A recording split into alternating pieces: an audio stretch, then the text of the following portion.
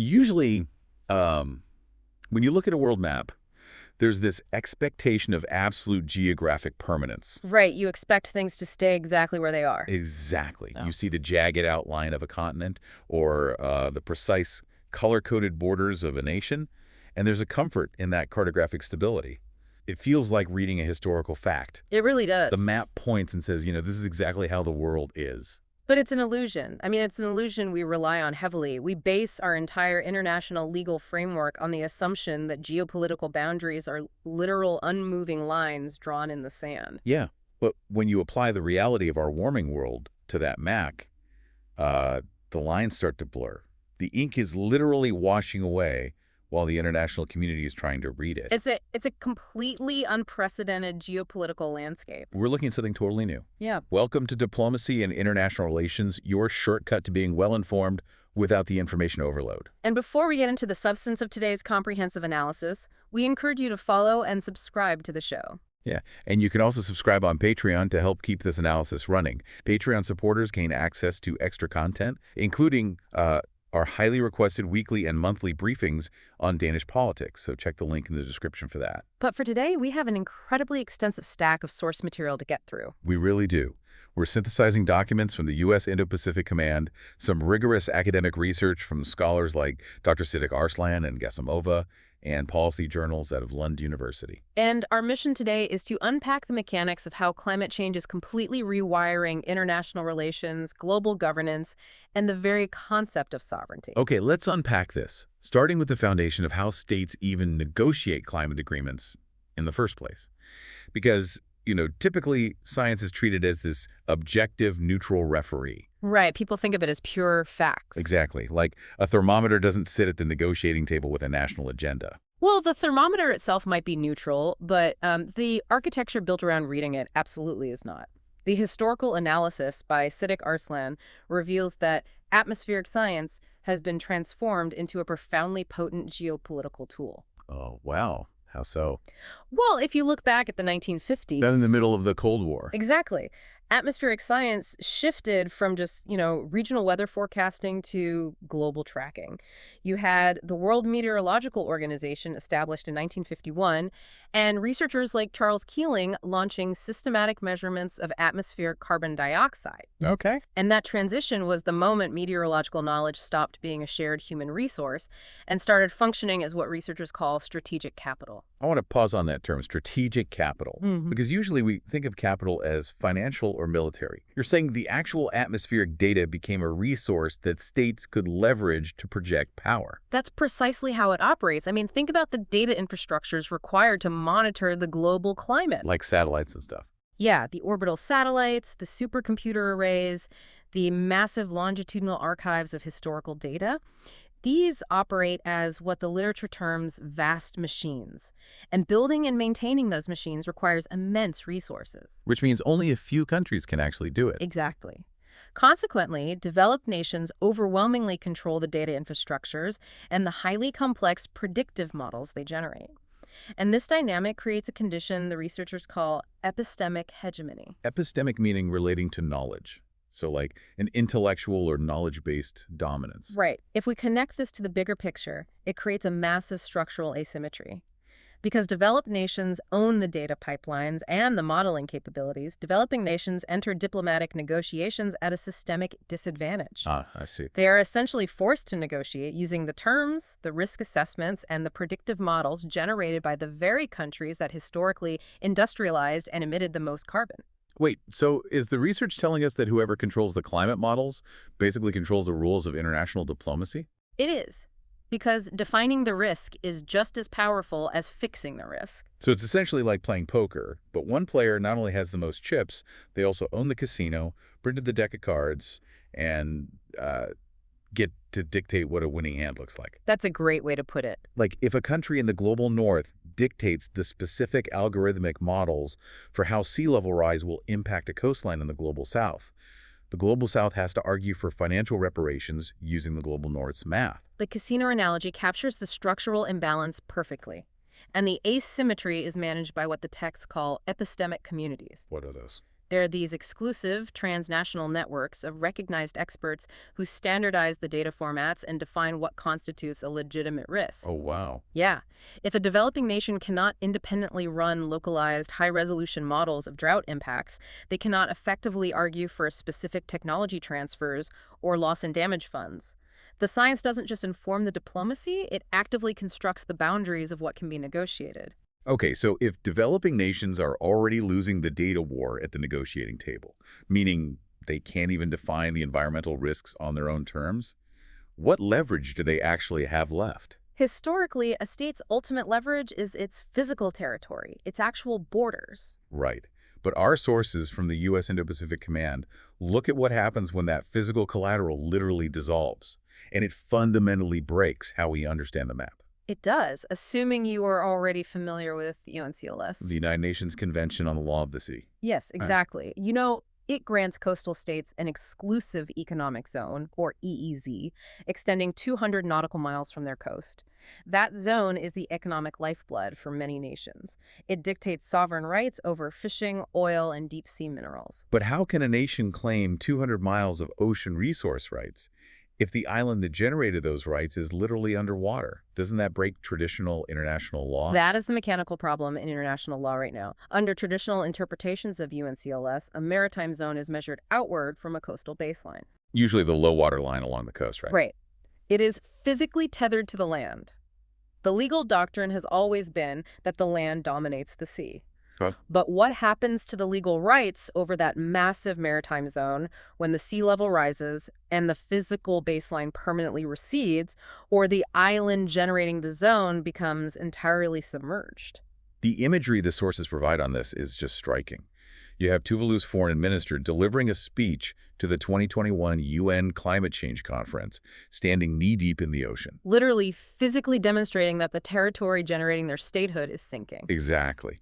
And in response to this, the Pacific Islands Forum issued a landmark declaration in 2021. They basically declared that once their maritime coordinates are deposited with the UN, those boundaries are permanently fixed. Yes. Even if sea level rise turns an island into a submerged rock, or like a low tide elevation that vanishes completely at high tide, they intend to keep their 200-mile EZs. Which is a massive paradigm shift. But looking at the mechanics of this, how do you enforce a 200-mile sovereign boundary around a point on the map that is just open water? Doesn't that completely fracture the traditional Westphalian concept of sovereignty? It fractures it completely.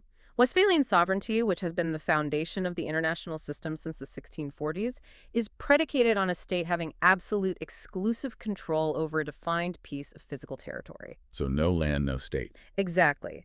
If the physical territory ceases to exist, the traditional legal framework suggests the state and its associated maritime rights should also cease to exist. Wow. But we are watching real-time legal innovation driven by existential necessity. The Pacific Island states are rejecting the traditional concept of ambulatory baselines. Ambulatory meaning baselines that move as the physical coast moves. Correct. Instead, they are pushing a fixed boundary approach, and they are building a legal precedent. They point to a 2014 ruling by the Permanent Court of Arbitration regarding the Bay of Bengal, which stated that maritime baselines must be stable and definitive to ensure security. And the geopolitical reactions to this legal shift are incredibly revealing. The military documents highlight that the U.S., along with allies like the UK and France, publicly supports this fixed boundary approach. Right. They want to lock in those boundaries to preserve stability and protect the fishing and security rights of the Pacific Island states. Conversely, nations like the PRC and Russia have adopted a posture the documents describe as caution. They argue that international state practice is not yet established enough to simply freeze maritime borders indefinitely. And that cautious posture is heavily rooted in strategic calculus. In international relations, legal ambiguity is highly useful for major powers. How so? Well, if the maritime boundaries of sinking nations are left unresolved, it creates massive gray zones in the Pacific. A shrinking EEZ means those waters revert to international high seas. Oh, I see. And when waters become high seas, large, state-subsidized, distant water fishing fleets or naval vessels can legally exploit the area. Freezing the baselines removes that ambiguity and protects the sovereign wealth of smaller states. The physical vanishing of the land is forcing a fundamental rewrite of maritime law. Okay, so we've covered the weaponization of data and the shifting of maritime borders. But territory isn't just about resource extraction, it's fundamentally about the populations who inhabit it. Absolutely. When these territories become fully uninhabitable, whether it's the sinking atolls in the Pacific or, say, the drought-devastated regions of the Central American dry corridor, populations will move. They have to. And the diplomatic framing of that human movement is deeply contentious. We looked at analysis from Lund University and the DIVA portal regarding how different global blocs frame climate-induced migration. And the framing dictates the legal obligations. The sources utilize an analytical framework developed by Carol Bakke called WPR, which stands for What's the Problem Represented to Be? It's a method of reading policy documents not just for what they propose, but for how they construct the underlying problem. The researchers apply this WPR analysis to the European Union's proposed joint Africa-EU strategy from 2020. And what did they find? When you dissect the specific language used in these EU documents, you realize the EU does not primarily frame African climate migration as an ecological crisis requiring global emission reductions. Instead, they frame it as a localized deficit of economic development and a border security risk. Here's where it gets really interesting, because the WPR analysis shows us the actual mechanism of how this is done. The EU documents repeatedly emphasize phrases like building local African resilience and fostering green growth opportunities within Africa. Right. By framing the problem as a lack of local African resilience, rather than the result of a globally altered atmosphere caused heavily by European industrialization, the EU engages in what post-colonial scholars call othering. Exactly. It makes the migration an African problem to be managed rather than a shared global consequence. And reading through this, it looks like a brilliant, if cynical, legal maneuver. If you categorize these moving populations simply as economic migrants seeking better opportunities due to local instability, you avoid triggering the 1951 Refugee Convention. You've hit on the core legal objective of the framing. The 1951 Refugee Convention defines a refugee strictly around persecution based on race, religion, nationality, or political opinion. It does not include environmental degradation. It does not. By vigorously categorizing climate migrants under the umbrella of economic development and border security, the global north avoids the monumental task of rewriting international refugee law, which would mandate legally binding protections and asylum quotas. Wow. This debate showcases a profound clash between international relations theories. The EU's language heavily reflects a realist perspective. Realism being the framework where states operate primarily out of self-interest, viewing the international system as anarchic and prioritizing their own physical and economic security above all else. So like taller fences and stronger border patrols. Correct. Realism views the moving population as an external variable threatening state sovereignty. But if you look at the counter-narrative from the Global South again, notably the Pacific Islands Forum, their diplomatic framing is rooted in a constructivist and liberal perspective. How does that differ? Well, constructivism argues that international relations are shaped by historical context, shared ideas, and moral norms. From the perspective of the Global South, climate migration is viewed through the lens of historical responsibility and climate justice. Because they didn't cause the emissions. Right. Their diplomatic argument is that because the Global North altered the atmospheric chemistry, the Global North bears a direct legal obligation to facilitate safe pathways for migration and provide human rights protections. The very definition of a human being moving across a border is trapped in a diplomatic tug-of-war. So, pulling all these threads together, we have epistemic hegemony skewing the data, physical geography breaking the laws of the sea, and competing legal frameworks over migration. It's a lot of pressure. Yeah, how is the international governance system functioning under this multifaceted pressure? Yeah. According to the texts from Gasimova and Arslan, the architecture of global diplomacy is buckling. We are looking at severe systemic gridlock. We really are. The traditional mechanisms of global governance are struggling to process these compounding crises, largely because they are entangled with overarching geopolitical conflicts. Right.